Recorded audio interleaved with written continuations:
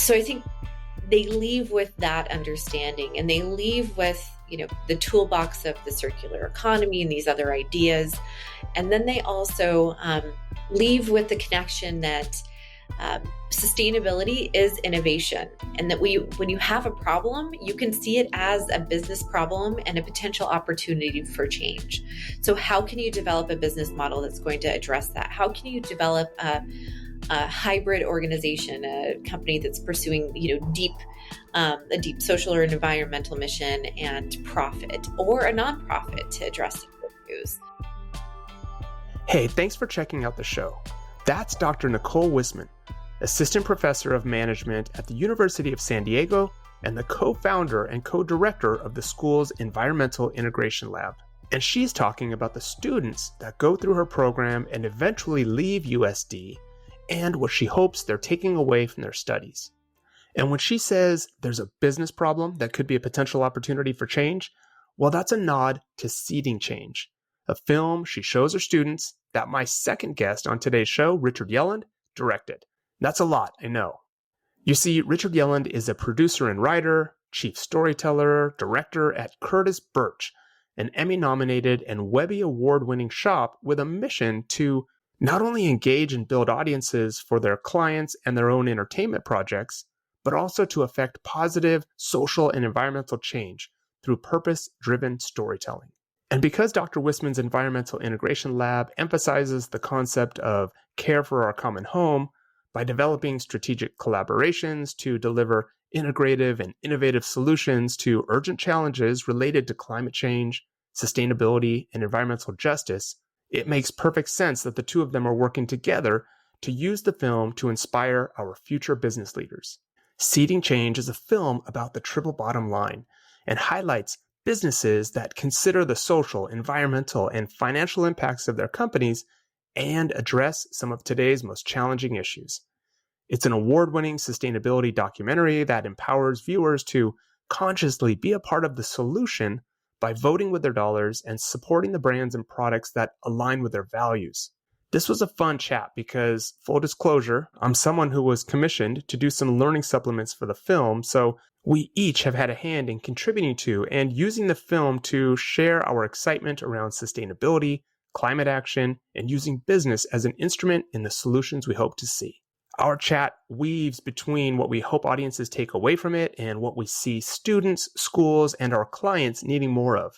Essentially, a deeper understanding of sustainability and the powerful role that business and brands play. I love the way this conversation wrapped up, but there's so much in between, so don't jump to the last page. Instead, enjoy 3 different perspectives on the same topic. And maybe I should have started this with, so a sustainability consultant, a filmmaker, and a professor walk into a bar. It's kind of like that. So with that in mind, I hope you enjoy my conversation with Dr. Wissman and Richard Yelland and our topic of Seeding Change, a film about the power of conscious commerce. Welcome to Good Things Happening, the show that explores the sustainability progress that's being made just under the surface at your favorite brand or company. I'm your host, Derek Sabori, and these are the people making it happen.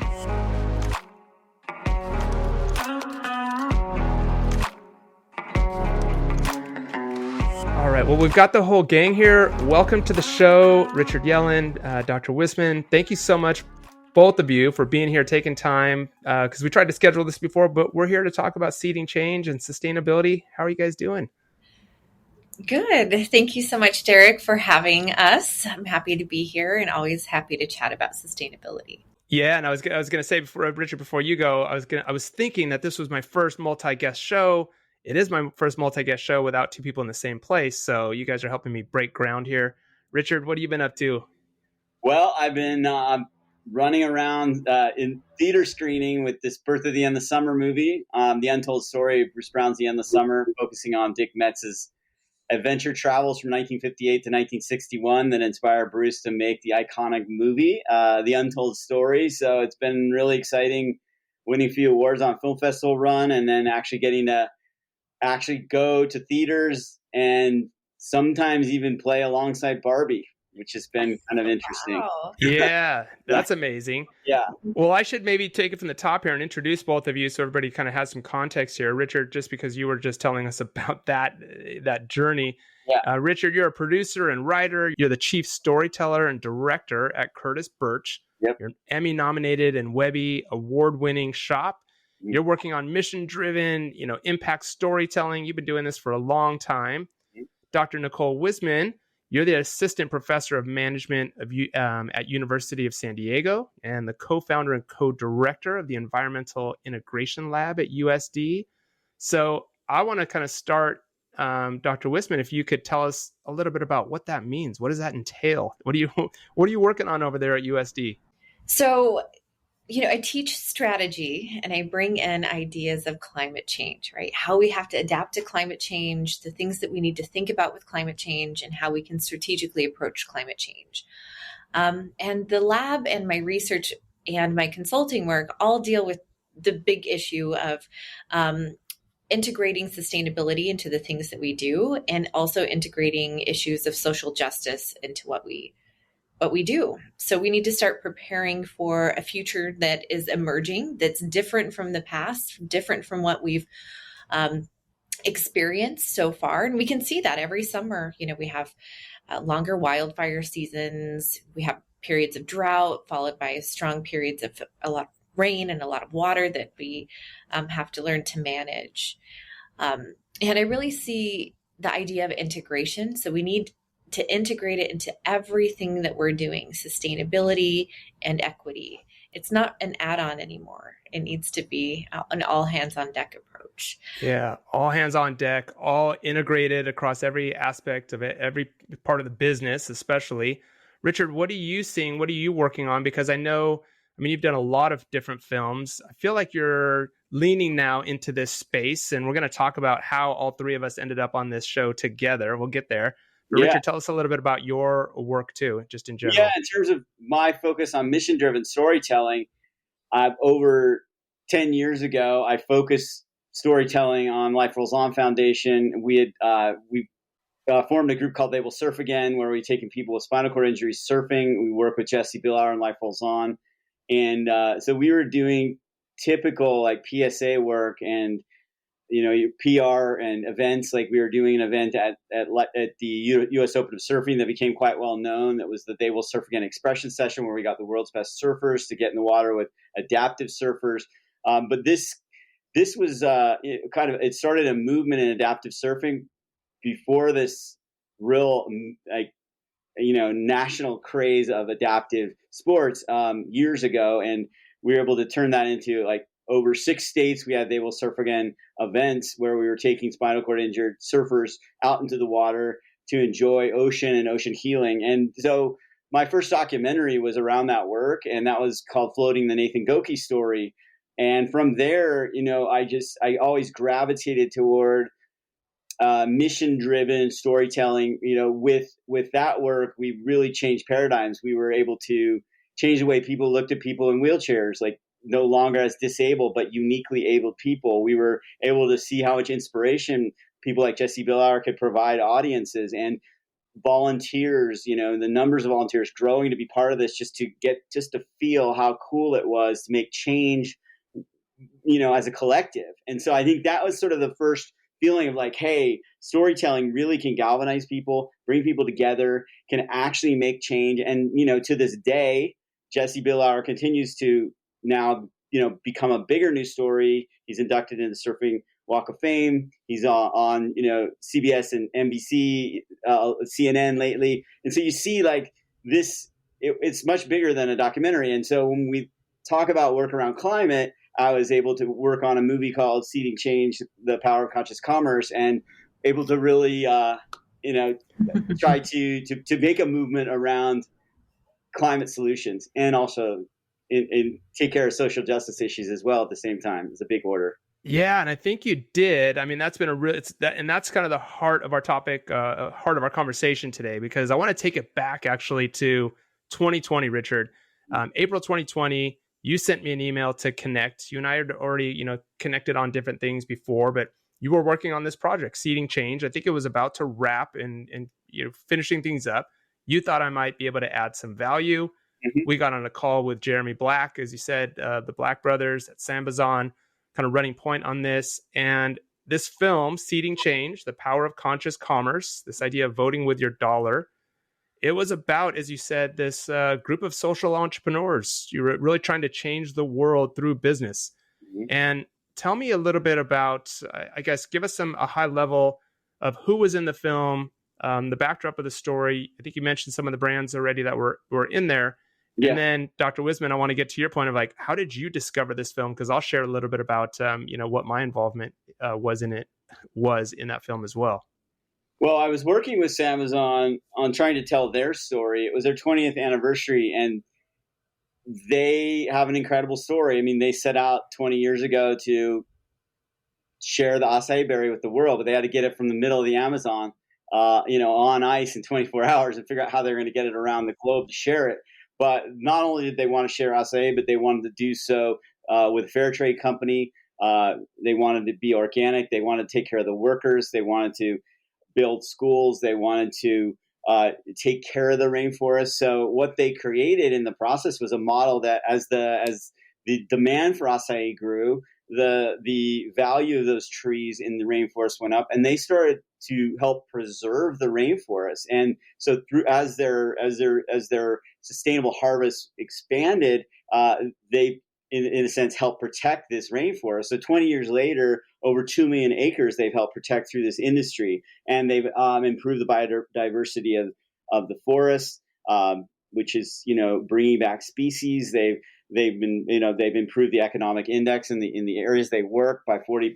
I mean, it's an incredible story. But as I looked into as a documentary filmmaker looking to tell their story, there was a bigger story at hand. We started seeing the effects of climate change, the wildfires, the hurricanes, and it was really front and center. I mean, Jeremy's his house burnt down in Malibu fire. Like, it was right front and center. The stakes of climate change were in front of us. We also had the opportunity to learn about these brands that were part of Sambazon's story. Like, when they first founded 20 years ago, they were at the trade shows with Dr. Bronner's, with Numi Tea, with Guayaki, Yerba Mate. So we learned there's a bigger story. It was a collective story. And that's sort of where it got interesting for me as a filmmaker, because it wasn't about one brand. It was about a collective of brands and a movement of brands trying to make change together. And this idea, I learned the term triple bottom line business, and also a social entrepreneur, social entrepreneurship and social enterprise, that people actually looking out for people, planet, profit, and also with their pursuit of this economic growth, they could also grow their mission, could support social issues, could find solutions to climate through this work. So that's where we came upon this idea of voting with your dollar, inspiring consumers to be part of it, also educating the next generation of social entrepreneurs. And that's where Dr. Wissman comes in. And I think also, Derek, where you are the bridge, in that what we called you, and we had this movie, and we're like, well, we don't want to just release the movie, but what about the education around the movie? That it would actually be meaty enough or meaningful enough that actually people at business school, like Dr. Wissman's students, would be interested in it. So the vision worked. The goal was to kind of turn it into sort of a workshop, if you will, explain what students were about to see, give it some context, give it some backstory. For me, it's really important. I think so many students, and Dr. Wissman, I want to turn it over to you here, come in, they get through school not having any education on, to Richard's point, the triple bottom line, social impact, sustainability, climate action. Unless you're on a specific pathway, you might not get that information or that knowledge. We definitely don't get it through professional development. Tell me about the moment when you found Seeding Change, the film, though. When was it, and what about it clicked for you to say, hey, this is something that I need to integrate into, my coursework? And did you give me a little bit of the story?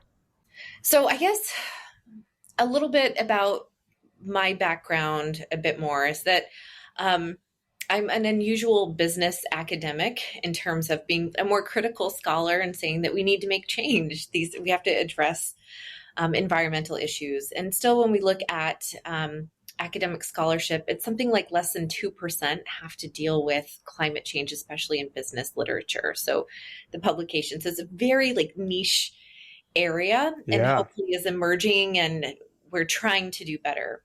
So in 2020, when I'm trapped in my house in San Diego, I just moved here from Boston, and just getting to know my colleagues virtually.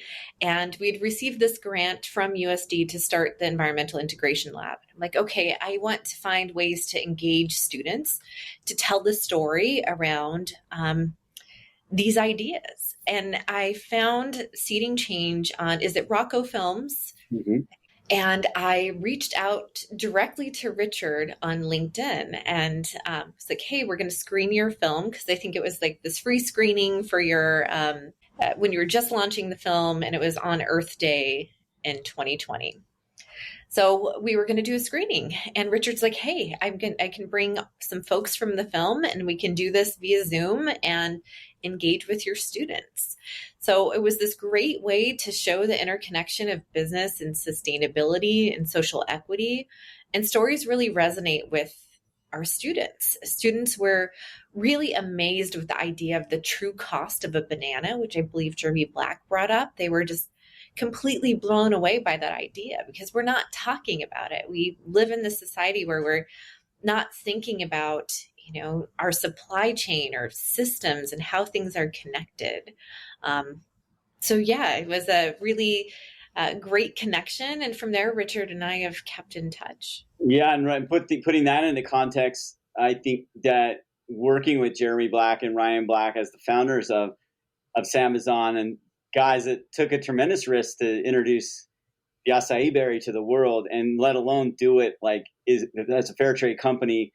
There's so much work to be done, and they didn't start out automatically as organic. They couldn't afford to, right? They were just like trying to get by. But as you take steps forward and you learn, as we learn, okay, well, the banana, yeah, if there's pesticides, they're using pesticides on the banana, what's the true cost for the watershed? And that's going to get into our fish and into our everyday lives. So those costs, and kind of really evaluating every aspect of, and like you said, it's not just environmental considerations. It's like, what about the conditions for the workers, and those kind of things. So I think having to work on a film with Jeremy Black and Ryan Black, we really had to look at everything from all angles. And so, we were talking about all of these concepts constantly, making the movie and trying to make sure that we covered all bases, because it's like such a holistic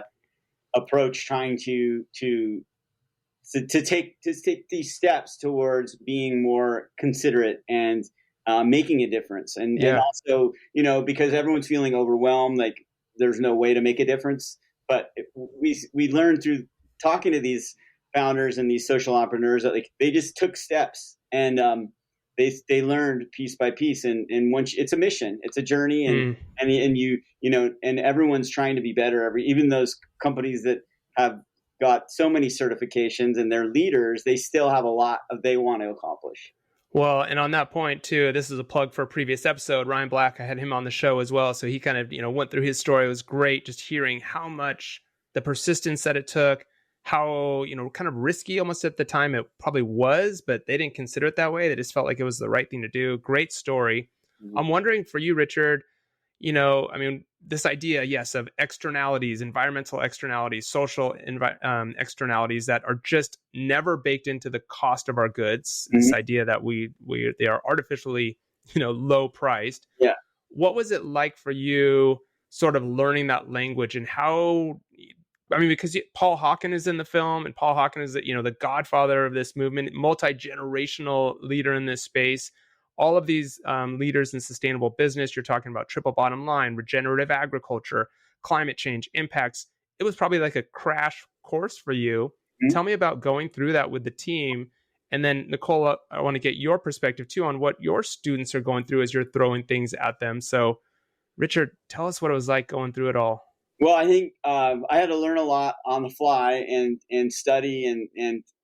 But again, like you said, I was having these long dialogues, asking questions from world's leaders on these things, So Paul Hawken, who really was like a leading mind on climate change, and someone who's influenced governments and like nations, and his thinking on how we can solve some of these environmental problems. And I think that what the common theme through these interviews, which I was actually always asking at least five questions of everyone, what these certain things meant. Like, what is a social entrepreneur? What is a triple bottom line business? What does it mean to you to vote with your dollar? And what I found out was like everyone had their own answer, and also everyone was really gracious. No one ever was like, I am the authority, right? Paul Hawken could have been that guy, but he instead was like, hey, let's not look at this as a science problem. Like, we as humans have a problem. Like, to Nichole's point, like, this is a human problem. Like, we're not facing these issues. We're not having these dialogues. So I think the people I found, the leaders at the head of these inspiring companies, the thought leaders, the intellectuals driving this discourse, they're really gracious and they're very humble, and they're all like, hey, let's roll up our sleeves together. So they invited me in as someone who could amplify these voices. So it was really an honor. Yeah. And it's interesting too, because somebody who's been dealing with this problem, let's say for 30 years, if not more, that's a lot of patience. Dr. Wissman, how did your students react to the film when they saw it? What was their reaction? And are these new topics for them as well? Or do you find that younger generations are like, I got this? I think we have the assumption that younger generations think that they have this, but they don't. And we see a lot of contradictions even in their buying habits, right? So we can see that they are more likely to buy from companies like, Amazon and Walmart. And that's partly a representation of their age, right? They don't have a lot of disposable income, but also that we're not giving them the tools to understand how to make the behavior change, right? They might care about the environment and want to be environmental advocates and change their behaviors, but they also might not have the tools to understand the systems level changes that need to happen, or the true costs or those externalities. So I think the film really helps bring that out and bring out the possibility of action, right? What does social entrepreneurship look like? What does that mean? What does it mean for a company to have social and environmental impact? And to hear the founders, and having worked with Richard now on another screening, they're really driven and motivated intrinsically, right? Like, this is really important. And I see that also with academics that are in the space. This is important. We need to make change. So I think being able to hear the stories and then engage in a conversation with folks who are doing the work really helps students to feel like, I can do this. Here's a way of making systems change. Here's a way of integrating this into a business model or into an organization. And then it's not, I think the film really also gets at the idea of regeneration, right? We need to not just think about sustainability, we need to start thinking about leaving the planet better. So sustainability 2.0, that regeneration, I'm not sure if they talk about it in the film, but sequestering carbon, working with communities, restoring forests. Those are things that we need to start thinking about, because when we look at the statistics, we're not close to meeting that 1.5 degrees. Yeah. And I think even connecting our forest with the rainforest, there was one great soundbite. I was actually it popped into my head. It was so well done. And it was this idea that the birds from the Amazon come up here a certain time of year, and that these migrations, and there is a connection with the forest too. So just getting people aware that these forests and these ecosystems are connected. And to your point about tools, I think that was one of those discussions that we had with Derek.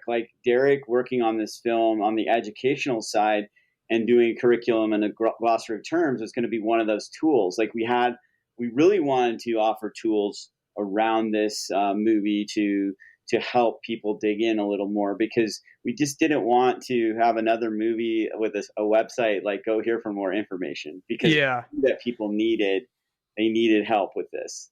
And I love that you brought up the forest, metaphor, or not a metaphor, example, because interconnectedness is a big part of the language that we use when we're talking about sustainability and all of this. And I wonder Dr. Wissman, for your students, because I know you both have kind of been doing workshops, and Richard, you've been on tour with this, but what kind of, when it comes to business, I mean, this is an example of brands that we know, Outer Known, there's Thrive Market in there, Dr. Bronner's, companies that were like, wow, I see those on the shelves. I know that brand. I love that brand, Sambazon. Do your students, do you think they are actively looking to get into that space and work for these types of companies? How does it affect them? Are they changing their minds about what business looks like? So I teach the undergraduate strategy class for graduating seniors. And seniors are, when I get them, they're coming from all different disciplines, right? So it's an interdisciplinary course, which I love because I'm an interdisciplinary scholar. I'm trained in sociology, environmental science, and business administration. So I like thinking in complexity, and I like bringing that into the classroom. So it's, really strategy based. And I start our class every semester on what's really important to you in the world. What are you concerned about? What are you worried about? And I start with these big ideas, right? The macro environment. What's changing in the world? And then students have to read every week and do this assignment called In the News, where they're reading something in the news and they're connecting it to strategy. So when you start opening their eyes and getting them to look around the world and understand how it's changing, how it's going to shape their career, how their career is going to change in their lifetime, the potential threats out there and the opportunities for change, I think that it helps them envision what's possible for themselves, because I think they've just been driving towards that specific discipline, whether it's finance or accounting or business administration. So it's really shaking up those ideas and saying, wait, we need these systems level perspectives. You need this big toolbox. You need to be able to think about the world around you. We can even see that with other technological change, artificial intelligence. So to answer your question, I think they come in concerned about the environment and not knowing what to do about the environment. And they really need to be connected to tools, new ideas, and understanding how it's going to fundamentally affect them in their lives. The student grant winners, the social entrepreneurs at different universities that were part of that greenhouse initiative that then they renamed to Seeding Change Initiative, social entrepreneurs put their business ideas into this grant program, and then they were elected winners, and we showcased them in the Seeding Change film. And it was really inspiring how much of a sense of urgency these kids felt. Like, hey, this is our responsibility. Like, you guys left this problem for us. But they weren't sitting around being upset. Like, they were like using that energy to come up with amazing business ideas that had solutions to food waste, or they had upcycling solutions or biogas solutions, all those kinds of things in these business ideas. So I think that was really inspiring. And I remember we were trying to edit that film down as much as possible, and that we couldn't lose any of those kids, any of them out in the final edit. They all made it. Their ideas made it. And I think a lot of people love that part of the movie with the kids who had come up with these kinds of ideas. So I think that's where it's at. Well, and it's a nice way to wrap things up. I mean, you get to this point where it's in action. It's sort of a future state, because that is, you're right. They're feeling like, okay, thanks a lot. You've dumped all this on our doorstep. Now it's up to us. Dr. Wissman, I think it's funny that you have that exercise called In the News. I had that very exercise in my class as well, where every week go out and find something that we talked about in the news, because it is happening. And I also think, I'm not sure if you use this language as well, but every role, no matter what role you're in, if you're a film director, if you are a marketer, if you are, whatever you're doing, if you're a product developer, sustainability, climate action has to be ingrained and embedded into your role, because companies are expecting it. They all have ambitious goals, and they can't do it by just creating a website and putting some goals in place. Like, it needs to be all systems go, everybody firing on those, on the same level. Do you think students understand that they have to make this a part of their, professional pathway? I think they get there. I think that And I think they want to do something. They want to make change. It's just understanding what that looks like for someone in marketing. What Yeah. does that look like for someone in finance? And showing like, well, with finance and accounting, we need new ways of measuring social impact or ESGs or Right. circular economy. How do you So, measure the true cost? Like, because yeah. it's not on everyone's a typical spreadsheet. No, it's difficult to do, mostly because we also don't have a grip on, most companies don't have a grip on their supply chain. So they can't even start with, let's start by mapping out supply chains and having traceability and transparency. Yep. But Richard, to that point, you're typically going out to a broader audience. It may not be academia. It might just be, anywhere. What kind of feedback do you get on the film? And do you see it sparking ideas, excitement? Do you get pushback? Tell me a little bit about the interaction that you have with film goers as you present and talk about the film. Yeah, it's a good question because first and foremost, we don't want to preach to the converted. So the idea was to do a movie that was relevant for education, but also was inspiring to someone who really hasn't come across these kinds of concepts before. So that was like a big challenge from a storytelling point of view. Like, how can we appeal to human nature? And because I was always worried about people just shutting off this kind of doom and gloom messaging, or, oh, I can't do anything about it. Sure, it's too late. So really, that really made us even more focused on solution and inspiration. So I had done work with Nike before. It's like, what if we did we took that approach with a mission driven film on businesses that were out to save the world and how you could actually join them really simply to make change. Like, how appealing is that? I mean, I found it really inspirational, that the people involved in the film, like Jeremy and Ryan Black, were really always like we're part of the solution. Like, we're one of those success stories, and we can actually lead and show people the way. And there's so many positive interactions that you have along the way. Like, we were filming in those schools that their fair trade company built. And you see that changes those kids' lives. Like, that's super powerful. Like, what a beautiful thing.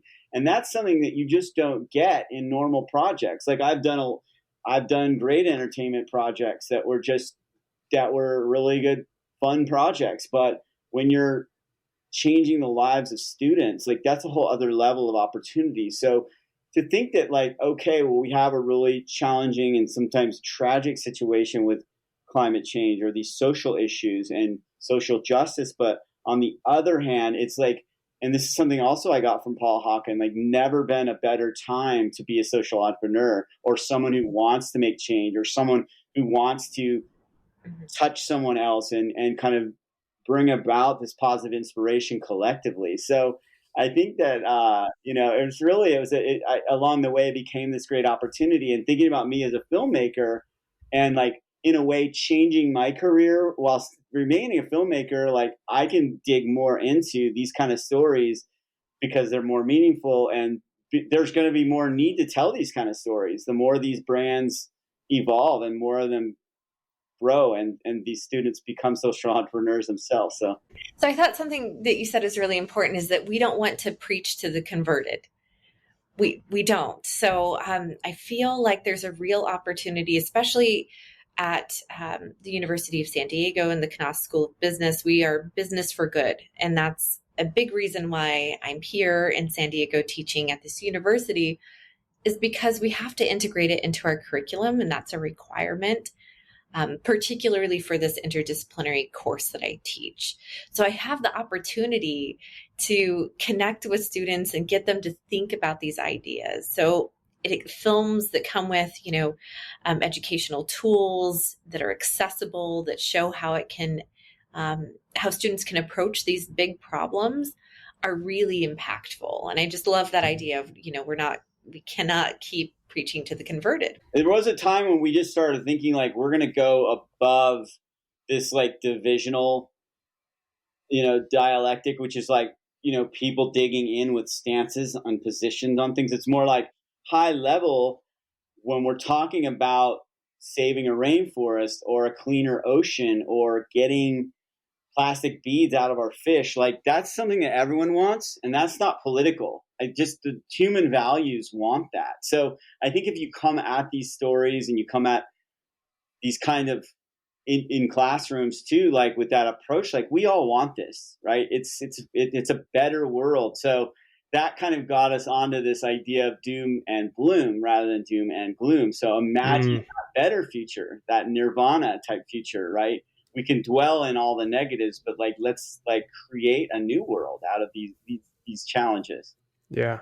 I love that idea too, because, you know, we're so divided politically, right? Mm-hmm. And I think that that's absolutely scary. But I have, I'm come from a rural area in Washington State, and I have a lot of Republican friends. And when we talk about resources, caring for our environment, clean water, all of those things that are connected to climate change, they're on board. And some of the solutions are the same. So I think having these good conversations where we can connect and have shared goals that elevate climate change, but also use maybe some different language and tactics, focus areas, is really important. So I want to touch on two things that were brought up from, I think, both of you. You know, when it comes to, let's see, I want to start with this one. Dr. Wissman, back to you on curriculum. Mm-hmm. How about the students that aren't going through your courses, let's say? Do you feel like in academia in general, other colleges, or at USD, is it being baked into no matter what course or major they're going through? Are they going to get this type of language, this type of teaching, or do you really feel like we can still do better at baking this into the curriculum in general? I think that we have a lot of work to do. And there was a recent academic paper by my colleagues, Daniel Nyberg and Chris Wright, that really call out the academy and say, hey, we are not doing enough. And we are doing a disservice to our students as business schools and business scholars. We really need to start integrating this into everything that we do, because business can be a tool for a solution around climate change or sustainability and regeneration, but it's also, a byproduct, or climate change is a byproduct of business, right? What we do, how we make things, what we sell, and our consumption models right now. So there's a lot of work that needs to be done. Well, you just set me up perfectly now, Richard, to you. I think you and I talked about this. It's the idea of, Seeding Change is a film about the power of conscious commerce. And that's amazing. That really resonates, and that sounds great. I love branded stuff. I love products. I buy stuff. I'm a creature of that. But a big part of the conversation now is degrowth.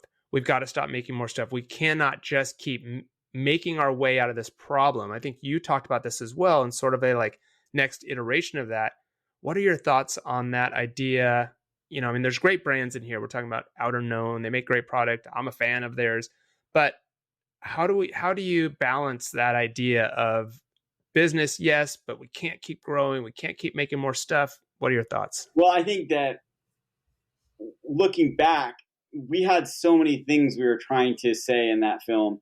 And I think I would have liked to, in retrospect, gotten a few voices, in a way, the anti-consumerism voices, to hear what they had to say. But I mean, as we continue to try to tell stories on conscious commerce, I would like to incorporate some other ideas on, okay, is capitalism the only path, right? Is consumerism, are we pushing consumerism to the extent where we're burning it at both ends? Like, okay, so is it really a solution to keep consuming? So how do we integrate those kinds of messages? Because at the end of the day, we're going to want to be thinking more about upcycling and thinking about reusing things and not purchasing as many things. And I think that, for example, though, when we look at Outer Known's story in the movie, I think the CEO, Mark, did a great job of talking about how much waste is created in the fashion industry. And so because of that, when I wear an Outer Known shirt, knowing that those fabrics were more sustainably sourced, and sometimes even they use old fishing nets or old carpets to create a weave in that shirt, I'm thinking now more about what I'm putting on my body. And then I'm also thinking, I may want just that one shirt rather than 10 new shirts, for whatever, $5 a piece. I might just want that $100 shirt and just wear that one, So I'm thinking about these things now. And I think that's part of the journey, and is really for yourself, how am I approaching this, and where can I make a difference in my choices? So long answer, because you see that when we are looking at the Amazon, and where they're raising the economic index in that area and they're generating all this wealth in that area, it's okay, they're now becoming the new consumers. And then what do we do with that? Yeah, exactly. Oh, I like how you turned it around though too, because this idea of conscious commerce isn't just the idea of buying from conscious brands. Yeah. It's about being a conscious consumer as well. Dr. Wissman, when it comes to your students, I want to get a sense too of what, after they leave your course, I mean, you are an academic in this space, you know it well. How well do you think your students, I guess, coming in and leaving, are able to speak about sustainability? How well do they understand the topics, climate change, the systems approach? How much work is there still to be done in terms of the individual student? And then I want to ask, sorry, real quick, and then Richard, I want to ask you about clients that come to you for work, the same thing, what's their level of knowledge? So back to you, Dr. Wissman. I think there's a lot of work to be done. I really want to develop a business and climate change course here so they understand the fundamentals about climate change. I think that's important. But they do leave with an understanding of, one, the kind of driving force, right? That GDP is tightly coupled with carbon emissions. So when GDP goes up, so do carbon emissions. Yeah. We see a little blip in 2020, but we know the atmospheric carbon still ticked up and we're not really reaching our goals. So that's one thing. This is why we need the academic in the room. Thank you. Exactly. And there are different ideas of how to approach that, right? So what you're getting at is degrowth, or through technological change to uncouple that relationship and say, okay, we can have some growth and we also need to decrease carbon emissions. But I want them to have those big ideas in the background, because I don't know, is it overthrow the system? Is it controlled capitalism? Is it what do we need to do to ingrain change? And for me, I think that's, controlled capitalism and thinking about these ideas like the circular economy, which I think is important. So we're designing waste out of our systems. Waste doesn't need to exist. The idea of regeneration, right? So sequestering carbon in our soil and doing the things to repair communities and the environment at the same time that we're pursuing business and business imperatives. So I think they leave with that understanding, and they leave with, the toolbox of the circular economy and these other ideas. And then they also leave with the connection that sustainability is innovation, and that when you have a problem, you can see it as a business problem and a potential opportunity for change.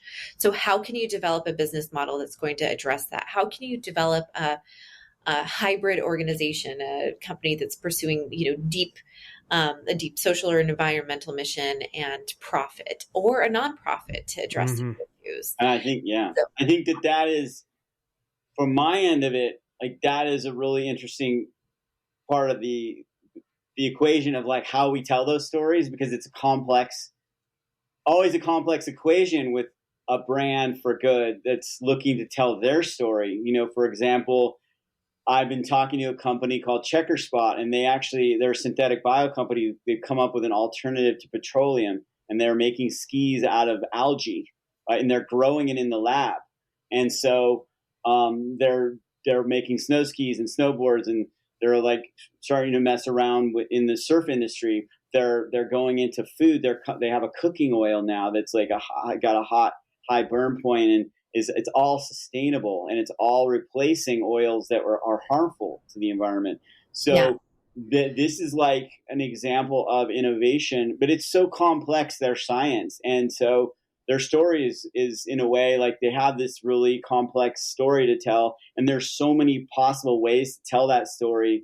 So we as storytellers, how are we going to actually, because it's in a way, it's our responsibility as storytellers to to get the audience into these products, into these innovations as soon as possible, because we need to create movements around these kinds of businesses, because that's going to be, those are going to be those paradigm shifts. Like, as this company Checkerspot starts working across different industries, and they start becoming, creating parts for cars, and as they grow, like we're talking about potentially, just like Numi Tea has eliminated all the plastic out of their supply chain and all their packaging using they use a sugarcane a method for creating their wrappers now.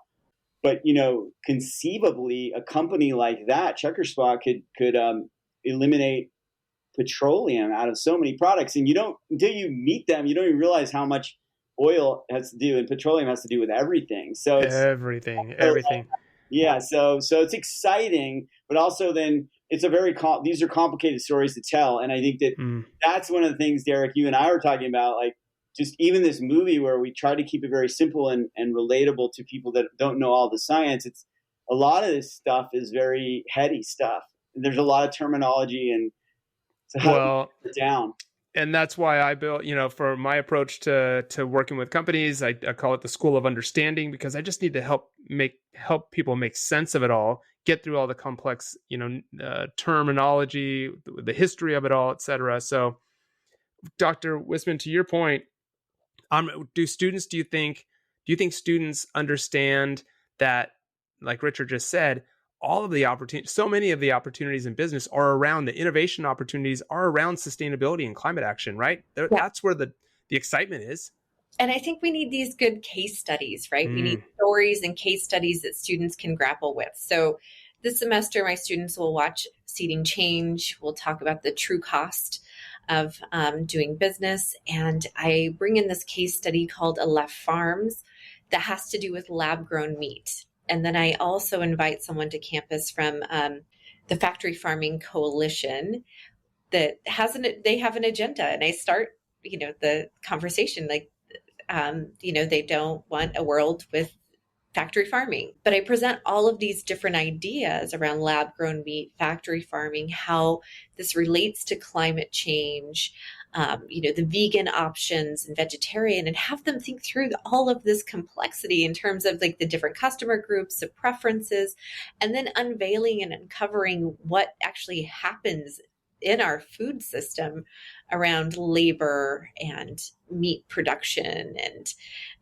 animal husbandry, all of those things. So they have to grapple with this and say, well, hey, like, can we have innovation in process? Can that look differently? Is meat going to go away? Maybe, probably not in the near future. And what do we do with lab-grown meat in a company that wants to pursue sustainability in this way? So I try to bring in these, big ideas and big things that are happening so they can really grapple with it. And that really gets students going, because there's a significant ick factor with a lot of that around. How do the kids, I know that you brought the Inversa brand into the school. How do they respond to that? And what Inversa is, and you can also add to this, but I was really inspired by this because they're creating high-end fashion around invasive species. So bags and like belts made of lionfish and those kind of species that are decimating fish populations, that are decimating farming villages, so like taking those, instead of using other sources for leather, taking invasive species and making fashion, high-end fashion out of that. Yeah. And so Inversa will be here in 2 weeks. So I'm around the time that you're going to be on campus, Richard. But I love this idea because it brings together the problem. One is that we're going to experience more species migration in a warmer world and with climate impacts. And that's going to have significant effects on agriculture, our forests. We're already seeing this with invasive beetles out west, and how they're contributing to the increase in fires. So, and diseased trees. So I think that's a really good example. Here's the problem. We're going to have more migration, more invasive species. And here's a company that says, hey, we still want to produce leather, but we're going to do it in this way that's sustainable and that's going to help us in this transition to a new, warmer world, right? So we have to start thinking about these solutions and where business can work in this space to develop these solutions. Even maybe better than growing it in a lab. Although, yeah, that's true. That's very true. The lab thing still, I'm not going to try lab grown meat, but and then go ahead. Yeah, I was going to say, until we harvest too many beetles, then we always tend to take it too far. It seems like that's what we do. Yeah. It seems like there's still work though for you two to do together. So the film came out in 2020. Richard, you and I had talked kind of in the background that it's like, hey, this thing has legs. Like it just continues to get more eyeballs. I'm a big fan of it. I always try to share it with as many people as I can because it's an easy and enticing and inspiring story. What are the plans for you two to continue? Are you still working together? What's next? What's coming up next for the both of you around Seeding Change? Yeah, so we have this amazing initiative with the Changemaker Hub. So the EIL, or Environmental Integration Lab, has partnered with another entity on campus called the Changemaker Hub. And we have the Changemaker Challenge, which is around conscious consumerism this fall, actually throughout the year. So students are exposed to these ideas through film, through TED Talks, through sets of readings, and they'll engage in teams, and it's voluntary. So they'll put together teams to make change on campus that will either provide some kind of cultural shift on campus or address an environmental problem on campus. And in spring, or I'm sorry, I think it's this semester, they will submit a solution in the form of a video, right? So they're going to be communicating the problem that they've identified and the solution that they're coming up with, and they compete for funding to implement the project in spring. So it's really exciting, and part of this, part of the challenge is screening Seeding Change and bringing Richard to campus to chat with students about storytelling, about his work with Seeding Change around business for good. So we're very excited about that. So it's kind of helping students create action on campus. Yeah, and Richard, I'm sure you love that opportunity to get up there and tell me, what's in it for you? What do you like about getting up there and talking to students about the film and your work and this topic?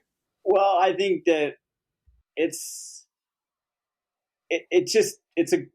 that, like I was saying before, it's that feeling of connection and that inspiration that we can make change. So every time that you have an engaged student who's watched it, who's now like thinking of like what kind of idea can I come up with, it's a really cool energy. It's a super great environment for creativity, and it's just really positive, and it's a great environment to just as we were talking about, like creating a better world, like these students are going to be the ones who do it.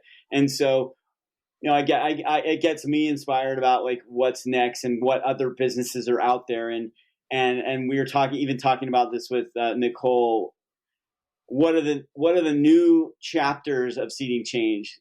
Thinking about seeding more change, like what are those businesses, and is it a micro doc series? And as we add to them, this becomes an ongoing content platform that just of inspiring new social entrepreneurial ideas and businesses and so it sort of builds. And so it's something that we can kind of envision taking us around the world. And the more access we have to these kind of ideas and this inspiration, either through screenings in our community and down at University of San Diego with Dr. Wissman, or being able to do a screening in Latin America with the university down there, or somehow being able to plug into what the movement is doing down there. Like what are some businesses,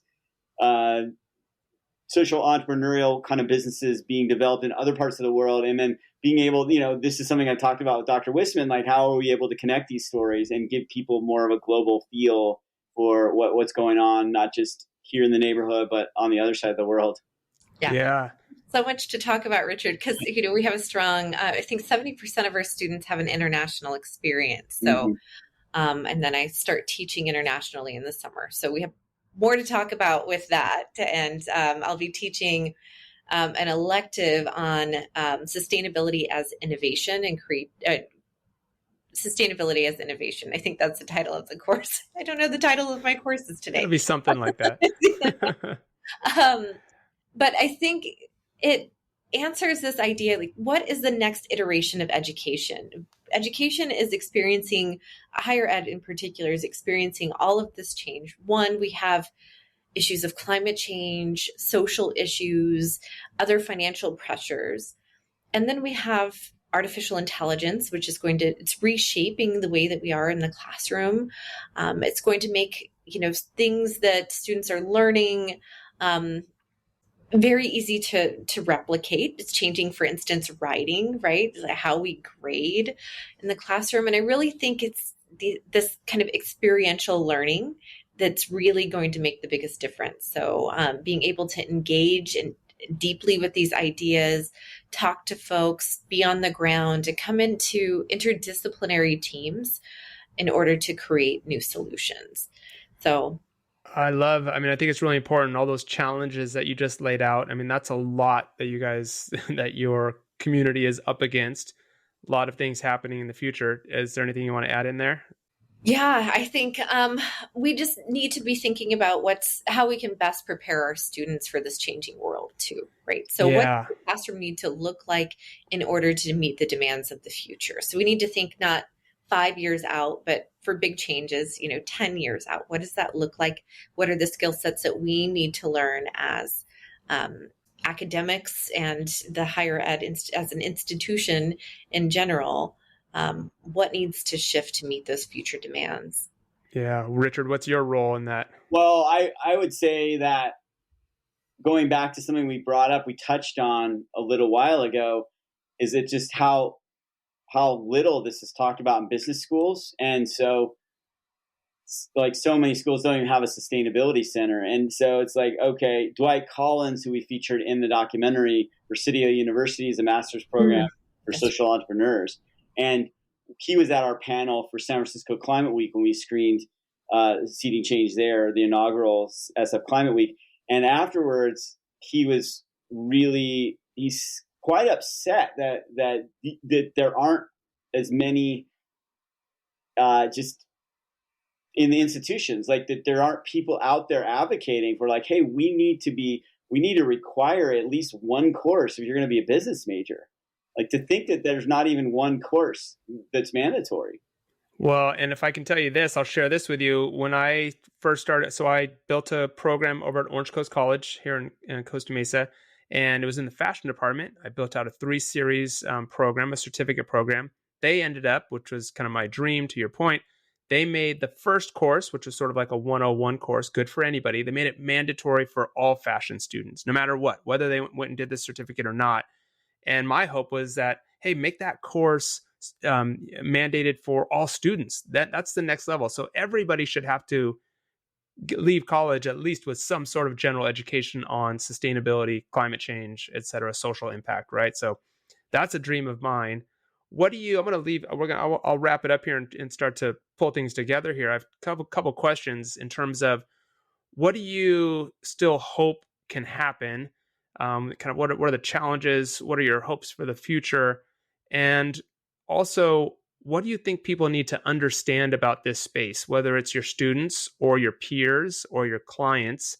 Richard, I'll go to you first, and then I'll finish with Dr. Wissman. But that idea of, like, what do you hope to achieve with this work, and what do you think people need to understand? Well, I think that you can just start by doing one thing. So, like, if you're a filmmaker, offset your travel by planting mangrove trees with sea trees. That's a great thing. I mean, the mangrove tree, like, it's so cool to learn about how maybe 5 times more carbon is offset with a mangrove tree. I could be wrong with the actual fact, but it pulls a lot more carbon than a regular tree. And those mangrove trees, are great for aquatic ecosystems. And so I could offset my travel for my filmmaking and it's not a big budget item, but, like, just taking those steps, like, thinking that way. I love those kinds of things. Or electric car, I have one. They're actually, once you get in an electric car, drive one, and you don't have to pay for gas. Like, no matter how you feel about the the environment. Like, it's really nice not having to peel off $100 bill every time I go to, go by a gas station. And so things like that, where once you start doing these things, it's actually really, it's fulfilling. It's like the planet is giving me good affirmation when I go down these paths. So trying to turn people on to thinking like that. And, also thinking about that, like, you enjoy surfing, like, how much is that beach break worth to you? That reef out there, like, what kind of economy is around that? Let's protect that. Like, those kind of thinking about things we value and love, and how are we going to protect those things? Yeah, I love that. I think that's great. Dr. Wissman, what about you? What do you hope people understand? What are you trying to achieve here with what you're doing? I mean, I love what Richard just said, because my motivation for the environment is deeply ingrained in me, and my love for nature and playing outside, right? Just being in the water, being in the mountains, being in the snow, all of those things. So I hope that we can protect what we have. And I think about my nephews, and I'm coming up on a big birthday. So I'm like thinking about those changes, and kind of in this reflection mode, what is the world going to look like in 20 to 30 years? And I think that's scary, and that's scary for young folks. So I want to hold on to optimism and hold on to hope, and not do the doom and gloom thing, as Richard says. And it's so hard to do, right? We're up against so many things, but I think that we can have these tipping points in society where we start moving in the right direction. We're seeing that with electric vehicles. We're seeing that with alternative energy. So we need to see it in other areas. And I think that we can't just focus on carbon emissions or greenhouse gas emissions. We need to start thinking about waste in general, or other planetary boundaries, like from Rockstrom's work, and food, right? Food is a huge one. I think it's a huge solution, and there's so much food waste, and there's so many folks that are hungry. So bringing in those ideas. Yeah, and that's a massive problem in the emissions from food waste. It's like, I mean, it's like proportionally more, like it's more than the aviation industry, I believe, the emissions from food. I think Project Drawdown notes it as one of the top things we can do to battle climate change is address food waste. And we can do it at our home by planning better, buying less, eating everything, eating leftovers, becoming a leftover gourmet. I think my wife does an amazing job here, but yeah, it's a big thing. And I just had Jill Stoneberg over at Virgin Voyages on the podcast as well. And one of the programs at Virgin Voyages is they've eliminated the buffet, for example, because they knew food waste was such an issue. So no more buffet, just multiple restaurants. You order what you want. So good stuff there. Yeah. I think there's a lot that we can do when we think about, when we put this lens of change on our systems, right? Let's design out waste. Where are we really inefficient and ineffective? And I think we can make change that way.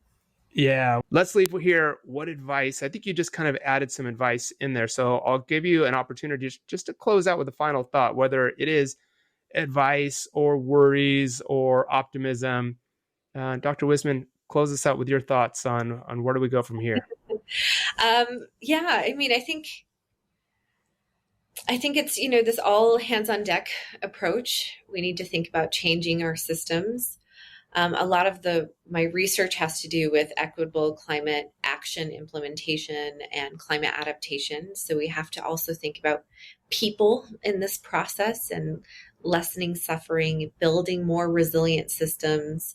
That even comes down to business, right? We just saw from COVID how fragile our systems are and how inflexible our supply chains are. So we have to start thinking about these concepts and integrating them into what we do. And my hope for the future is just that, my students are inspired, that we continue to carve out these small pockets of change and hopefully elevate it into more massive change. So, and I think it's starting with culture change, changing, how we think about this, how we interrupt our institutions and start thinking about to get them to tackle these issues. Yeah. And we have to make it doable. I mean, it's not that we have to make it doable. It's complex and it's huge, but we need the tools to tackle those big challenges. And one of those tools is storytelling. Richard, what do you think? What are your final thoughts? For me, I mean, starting with, I've been full of optimism, but I think the challenges are like this nationalism or the politics of dividing people, the false narratives. Like, that's really frustrating in that people die because of these false narratives. Like, so for me, it's really sad to see that there's such a polarization among people, and they're digging in on their beliefs. So I think that whatever we can do to find the commonalities that we can kind of bridge those, however we can bridge those divides, try to find common ground. Like, not expect someone to automatically go into debate. Like, in a way, be open-minded, right? I think that's the only place where we can have these dialogues, because everyone's going to need to be involved. I think that we had to, whether it's health or it's climate, social justice, I think we need to rise above the political discussion and somehow get beyond that and relate to each other as human beings, and that through storytelling we can do that. So it's a tall order, because I don't know the answer of like what kind of stories are going to do that. But I think there's a common humanality. I think people, they're like, I study classics, so Greeks and Romans, we aren't much different now than we were then. Same tragedies, same right. Act 2, Act 3, right? So people haven't changed. So I think there's common human interests that at stake here. So I mean, my whole thing was like, that's what we need to empower the next generation. That's how we need to kind of think about how in this country we're going to bridge those political divides and find a common ground. Common ground. Yeah. Dr. Wissman? Yeah, and I just want to say, just reflecting on Richard's statement there, is that, we are in this moment of a sustainable transition, right? So that's the goal. With the Inflation Reduction Act, money in the state of California and elsewhere to prepare for climate change. And we have all of this innovation happening. It's really an opportunity for transformation. So I think we should be really thinking about that type of change, how we want to contribute to that change, what we want our world to look like, and really helping instill and create that culture. And that's hard to do. It's an enormous task, but we also have the opportunity with Gen Z being more concerned about environmental issues. It's going to be their world, and millennials are more concerned, and this is really the time to push these issues. Well, if we can, there's an opportunity for transformation if we can find common humanality, as you said, Richard, among us. So if I can combine your two sentiments, we'll end it there. Thank you both for the work that you're doing. I'm so glad that you both are teaming up and working on this together, getting the message out to young people, to future business leaders, and just to anybody who's ready to dive in and watch the film and listen to the work you're doing. So I will put all the links to get a hold of, the work that you're doing, follow along with the work that both of you are doing in the notes. But thank you both for being here. I'm so excited and looking forward to seeing what's next for both of you. We'll check back when the Seating Change 2 comes out. I love the docuseries. That has to happen. It has to happen. Well, it's a really great opportunity to come together. And I think it was a great intersection between three different programs here. So it's really, it's such a cool opportunity, Derek, that you're able to bring us together here. Well, I'm glad I was. Thank you so much. Three different perspectives, but all aligned, I think, on the same thing. So thanks, you guys. Thanks so much for being here. Thanks, Derek. Yeah, thanks for having us. Hey, thanks for listening. This is a show produced by The Underswell and our School of Understanding. If you're interested in being a part of this movement and want to dive deeper into the art of understanding sustainability better so that you can do things better, be sure to visit us at theunderswell.com. We offer structured, easy-to-follow workshops, courses, and member resources to make sustainability a part of your career or lifestyle. Because remember, no matter what role you play a role, and we're here for you. Thanks again.